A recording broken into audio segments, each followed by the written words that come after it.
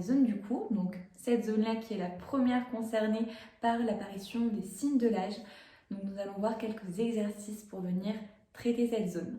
Je vous laisse tout d'abord vous munir d'une huile végétale, donc j'utilise toujours l'huile de prunier riche en actifs pour venir hydrater et nourrir la peau, pour venir traiter mon visage en automassage. Donc prélevez quelques gouttes au creux de votre main et on va commencer à venir traiter la zone. Donc je vous laisse déjà chauffer un petit peu le produit au creux de vos mains et on va tout simplement commencer à venir échauffer la zone. Donc on va venir par petits mouvements circulaires. Donc on va venir amener les tissus vers l'arrière et vers le haut. Donc le but ici c'est vraiment de venir commencer à chauffer un petit peu les tissus, commencer à venir traiter un petit peu la zone. C'est toujours important de venir échauffer une zone avant de la traiter, pour la préparer.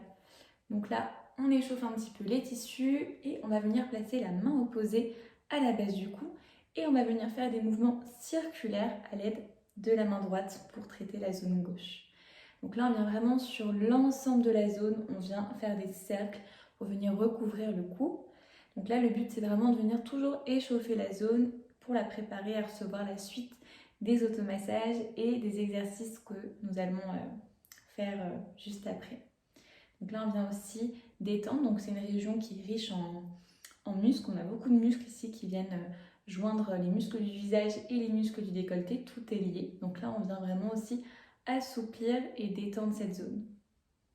Et on va venir faire la même chose de l'autre côté. Donc on place toujours la main opposée à la base du cou et on vient traiter par mouvement circulaire. Là, le but, c'est vraiment de venir détendre. Donc, vous pouvez faire des gestes vraiment profonds, très lents, pour venir détendre, assouplir et échauffer un petit peu aussi la zone. On va venir maintenant détendre aussi, mais venir travailler et restructurer un petit peu le muscle qui s'appelle le sternocleidomastoïdien. C'est un muscle qui est très très long, qui va relier en fait tout simplement les muscles du visage, certains muscles du visage avec ceux du décolleté. Et lorsque ce muscle est tendu, malheureusement, ça peut causer des crispations et ça peut venir causer un affaissement du visage prématuré comme d'autres muscles peuvent le faire. Donc ici, on va venir placer la main à la base du cou et on va venir détendre tout simplement.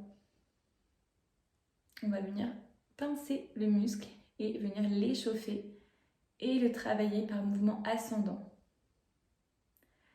Donc là, on peut avoir des petites sensations un petit peu douloureuses, très très légères. Souvent, c'est un muscle qui est très tendu. Donc là, le fait de le détendre, ça va faire beaucoup de bien. Donc toujours détendre avant de tonifier, c'est important. Donc là, on vient vraiment détendre la zone. Et on remonte. On pense toujours à bien respirer pendant ces exercices pour favoriser la détente globale. Et on va faire la même chose de l'autre côté. Donc on va venir se munir de la main opposée pour tenir les tissus à la base du cou. Et on va venir remonter tout le long du muscle sternocleidomastoïdien, ce nom un petit peu long, que vous n'êtes pas obligé de retenir, mais qui vous permettra de bien le localiser, donc qui est vraiment juste ici le long du cou. Donc on vient le détendre, l'assouplir, l'échauffer légèrement. On vient par mouvement ascendant. Et on vient détendre donc avec le premier mouvement qu'on a fait pour venir lisser. On va venir maintenant faire un autre exercice pour venir détendre en fait toute la région du cou. Donc on va venir placer la main juste au niveau, donc à l'arrière de l'oreille. Et sans venir appuyer, on va juste laisser le poids de la main sur la tête pour venir favoriser l'étirement de la zone pour une détente encore plus profonde. Et on respire bien pendant l'exercice. Donc pareil, ça peut causer on peut sentir des petites tensions, des petites douleurs, donc n'allez pas trop fort, comme je le disais. On ne vient pas faire une pression, on vient seulement laisser poser la main pour sentir un étirement très léger. Donc là, on sent que ça commence à travailler un petit peu. On sent que ça commence à se détendre un petit peu. Aussi, on sent le muscle du trapèze qui commence aussi à se détendre. Donc c'est bon signe. Pense à bien respirer toujours. On va expirer profondément. Et on vient faire la même chose de l'autre côté. Donc placez votre main à l'arrière de l'oreille et on va venir tout simplement étirer légèrement l'ensemble de la zone. Donc, ce qui va permettre vraiment une détente profonde. Et comme je le disais du coup, ça va permettre aussi au trapèze de venir s'étirer pour limiter la sensation voilà, de contraction. Souvent avec les tensions de la journée, on a tendance à remonter un peu les épaules, à se contracter. Donc là, on vient vraiment décontracter toute cette zone, détendre. Et on revient. Donc on est venu maintenant, précédemment détendre la zone.